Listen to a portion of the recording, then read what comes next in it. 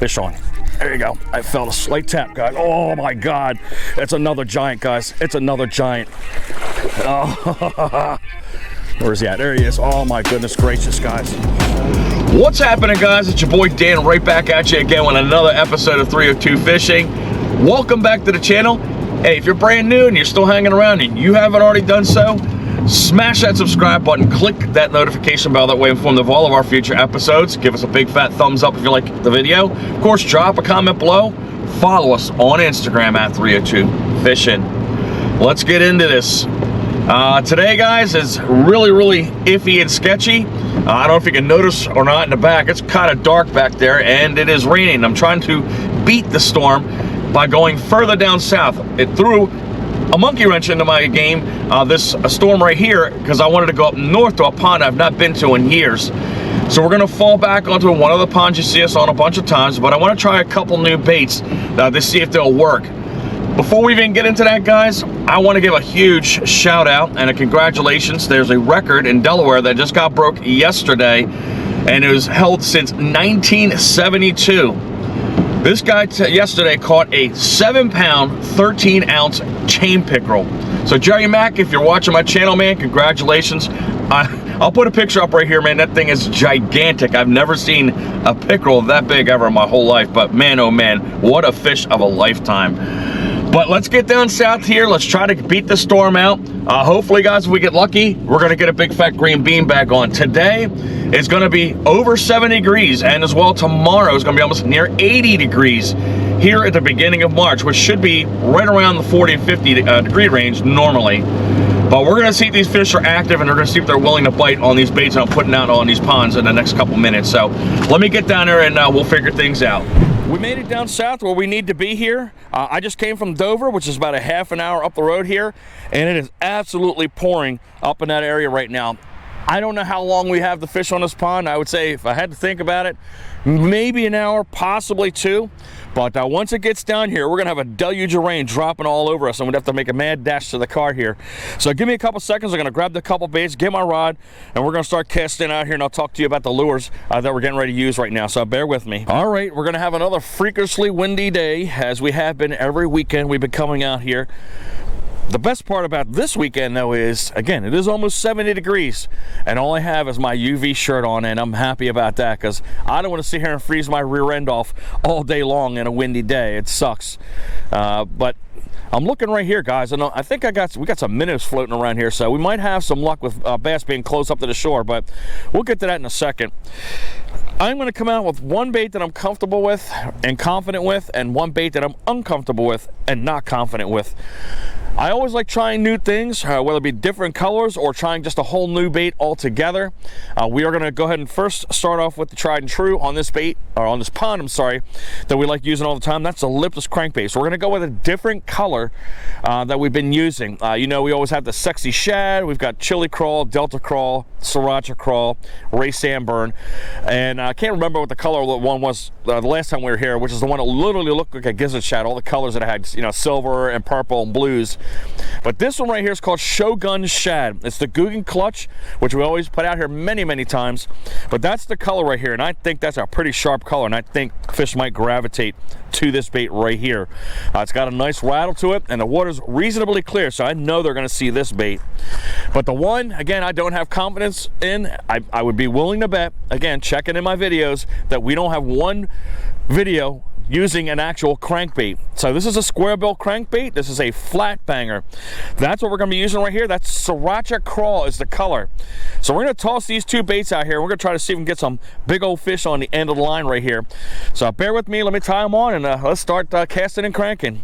I really like the colors of this bait right here. I mean, it's got the dark top like a bass, maybe a baby fry. Got that chartreuse that pops out a little bit to get that attention of that fish. A nice rattle, man. I think the rules of engagement are going to be, see if we can get something on here, get one fish on this bait right here, and once we do, because I know we can get fish on a lipless crankbait, switch over to the crankbait and make that pretty much the focus of the episode right here. If these two don't work, I've got my jerkbait right along with me that was on this rod before I put this lipless jerkbait on, and we'll slow it down.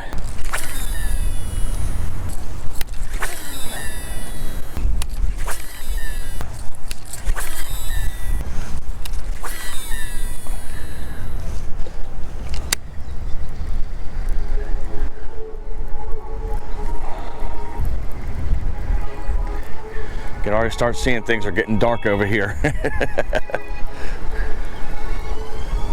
There's a fish right there, guys. All right. Where's the fish at? He's moving. He's over this way. Oh my goodness gracious. Oh boy. Oh boy. That's a decent one, guys. Oh yes. There you go. Not much of a fight on that fish, but we got one. Maybe 2.5 pounds, it looks like. Pretty fish. It's a good way to start off things, huh? That was just like a slight pull. That's all I felt there. Shogun Shad gets it done. Look, guys. Look inside of his throat. Can you see it? There is literally a bluegill that's in his throat right now. I can see the tail of it. That's pretty cool. But look at his stomach, guys. You can obviously see that they're filling up right now. But let's get that quick weight on the fish. Get that hold off of there. 2 pounds, 9 ounces. We'll reweigh that again because, again, that hold is coming up. We're going to figure out how we got to turn that thing off. But here we go. Yep, 2 pounds, 9 ounces. All right, let's get our green little friend back into the water here. He was just short of a big fat green beanbag, but she's gone.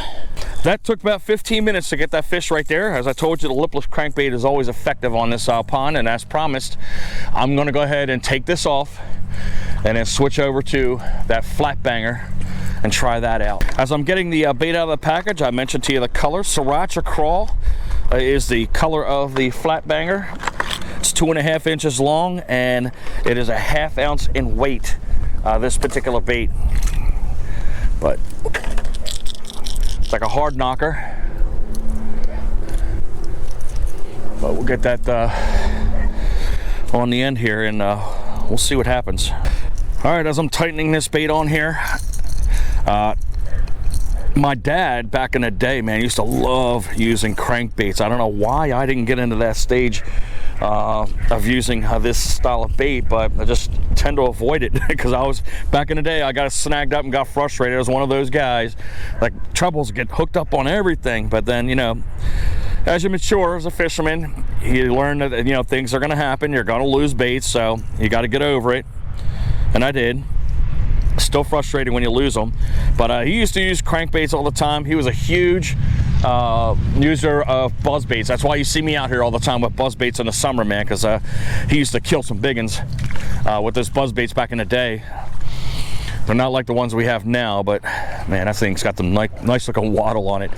But let's get that out there. But I miss those days when my dad had his bass boat and his club and everything. It was fun.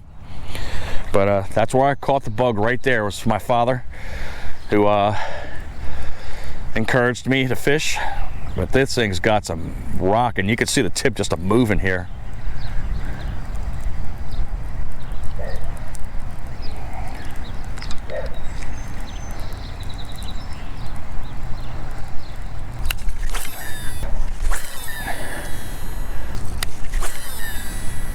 I hope this works over here, so we're going to go over into a little bit more deeper water.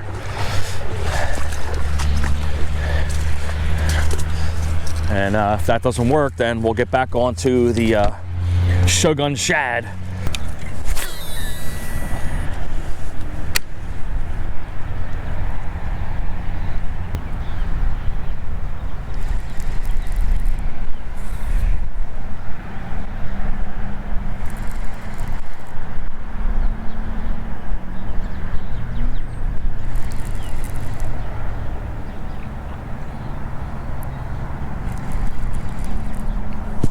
There's a fish right there, guys. There you go. Oh my God. Oh my God, that was a monster, guys. Holy crap. That was a monster that hit us right on the edge of the shoreline. I was doing a stop and go. Man, that thing was every bit of 5 pounds. Dang it. All I was doing is cranking like 3 or 4 times, letting it sit, and then it floats. And he caught it on the float up.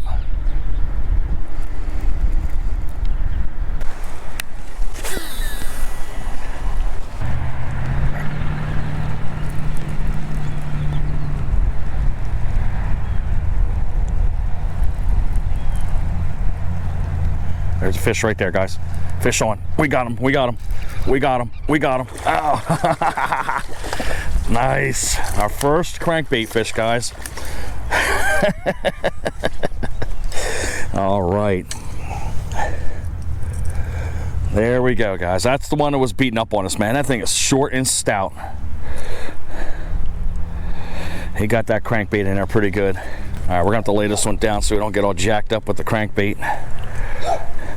But he got that hook in there deep. There we go.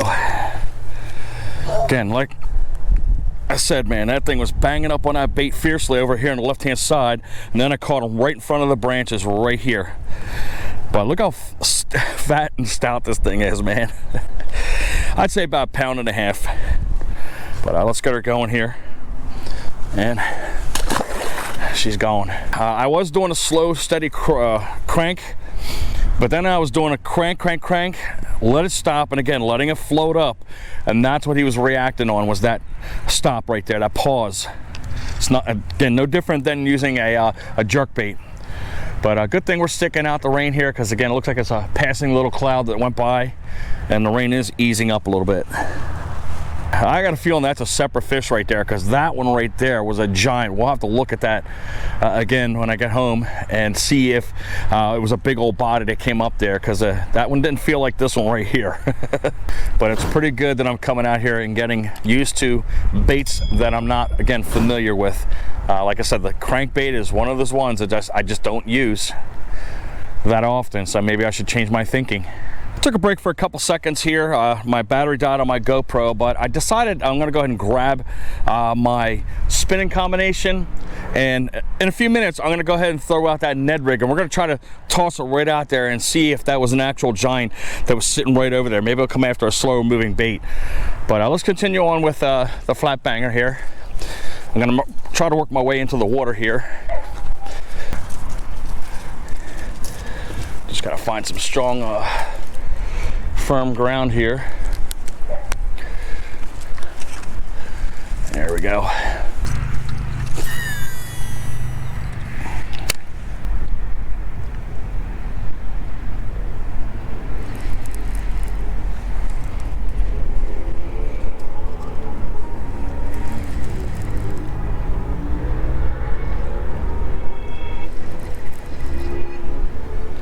Is that a fish right there? Yep, right in front of me, guys. Oh my God. She's a monster, guys. She's a monster. Oh, there you go, man. Holy crap. Holy crap, guys. Look at the size of this fish. Oh my God. Oh, and my line just snapped off, guys. No joke. Look, here's my line right there. It literally just snapped off, and I got this big, gigantic bass. Holy crap. Wow. Flat banger gets it, man. Siracha crawl. That was literally right in front of us, man. He ticked right in front of me. I bet you this is the one that was over there. But my goodness, guys, how lucky am I? There's the broken line right there. What? You gotta love catches like that. Man, that thing is a donkey, man. Big fat green beanbag, no doubt. All right, we got the crankbait out of his face. Definitely gonna get a weight on this one. Wow, solid bass. Yes, 4 pounds, 5 ounces, almost a 5-pounder. Whoo, man, what a donkey. Big fat green bean bag. Yes. All right, let's get a good release on. But that's probably what that boil was, right in that section right here. He probably moved right over to here. All of those bass were literally sitting right in front of me. And here I've been bombing all day long. But let's get this sweet mama out here and get her on her way. She's gone. This is why I always stress line maintenance, because every fish you should be checking your line, and I let that moment lapse where I just did not do that on that last fish, which is a fairly decent size, and I might have just nicked that line.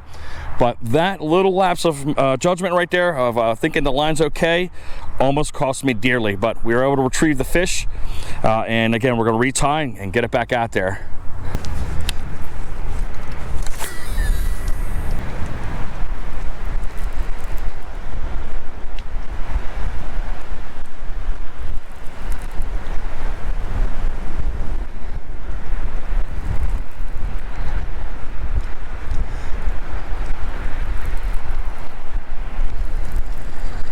Oh, look at that, guys. Did you see him leap up out of the water?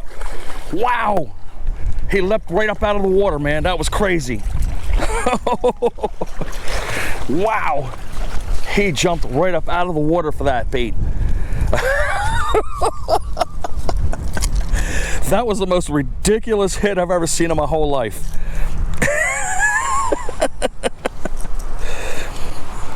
Wowie wow. Having a banner day today, guys. Banner day today.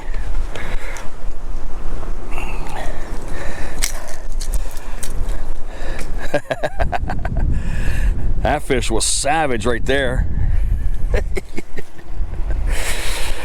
All right. Good job, fish. And she's gone.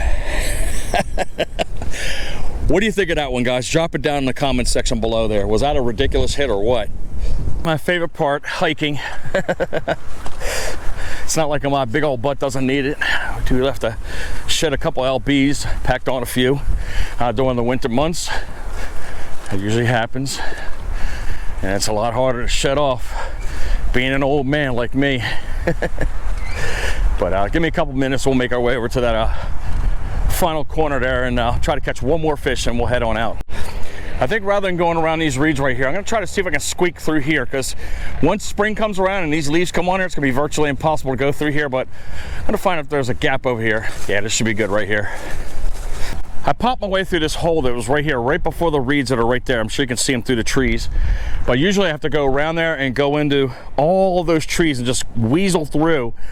But I think this bait's heavy enough that I can get it reasonably far enough back there and try to capture one more fish on this flat banger.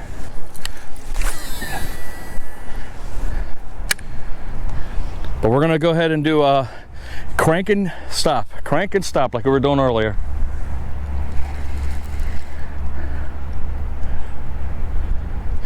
But we got to be careful over here because it's a lot shallower here and there are sticks that are somewhere underneath this water here. I just got to be wary of where I'm at here, where I'm casting. But I'm curious if they're shallower too because of the sun that's been shining on here and how warm it is today. It's abundantly clear that they are close to the shore. You saw multiple hits literally right in front of me.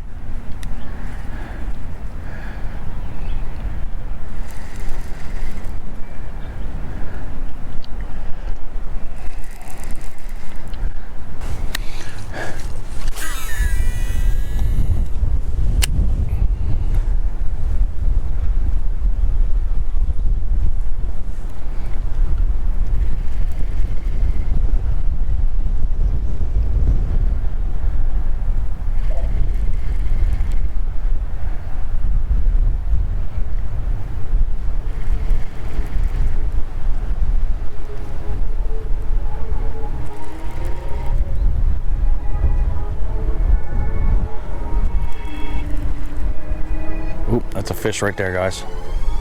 Fish on. There you go. I felt a slight tap, guys. Oh my God. It's another giant, guys. It's another giant. Oh.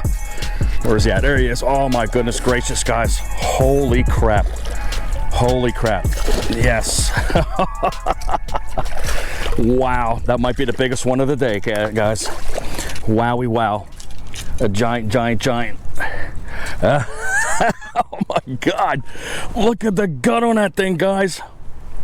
Are you kidding me? Oh, man, oh man. That is a big fish. Big fish. Boy, this thing came in like a champ. God, don't flip, don't flip. Look at the size of this bass, guys. Holy crap. Holy crap. This thing is heavy. It might be a 6-pounder, possibly, guys. Look at this thing. Are you kidding me? Jesus almighty.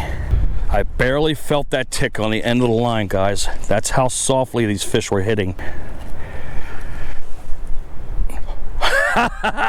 6 pounds, 1 ounce, guys. Wow.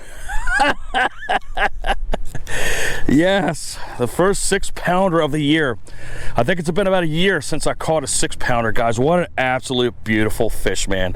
Holy crap. All right, somehow we got to get a picture of this one here. My goodness gracious. Time to work our way back in here, and definitely we'll end the episode. But we're going to get this mama revived. And wow. What a sweet looking fish, guys. Come on, man. Wow. But let's go ahead and get her revived. That was a fight right there, guys. And that thing weighed every bit of that 6 pounds. Sweet, sweet mama. Yes. Oh, flat banger. Thank you very much, man. Bam. How about that, guys? Wow, for the first time, man, you ever seen on our channel right here a crankbait episode, and we did it in style. Big fat green bean bag, 6-pound, 1 ounce bass off of this flat banger, Siracha Craw by Googan Baits. Man, did this thing put into work today, man. Those fish were relentless on trying to pursue that bait, but when they got to it, all I felt was just a tiny little tick. And that was enough for me, man. I got him, pulled him in, and it's been a long time since I caught a 6-pounder out of these waters, guys, man. It's been at least probably about a year and a half, but oh, those are the days you look forward to, man, is when you get those big fat green bean bags, those slaunches, those donkeys, those monsters out of these ponds, lakes, rivers, wherever you go. But you got to use the right bait, man. I knew Red was going to get it. That's why I picked this bait, and we were able to produce today. We even got one fish off of the Shogun Shad, so we gave that bait its due right in the beginning. And again, I wanted to make that attention to that crankbait, because I've never used crankbaits hardly ever in my whole life. And wow, that was a fish of a lifetime there for me, guys. That's a unicorn here in Delaware. Anything above 6 pounds, it's pretty much not a rarity, but you know, you're not going to catch them in great frequency here in Delaware. But man, holy crap. I hope you liked that episode, guys. If you did, of course, give me a big fat thumbs up. Drop a comment below if you got anything to say. Subscribe, click that notification bell. That way you're informed of all of our future episodes. Of course, check out the episodes right to the right of me. As always, guys, fish on.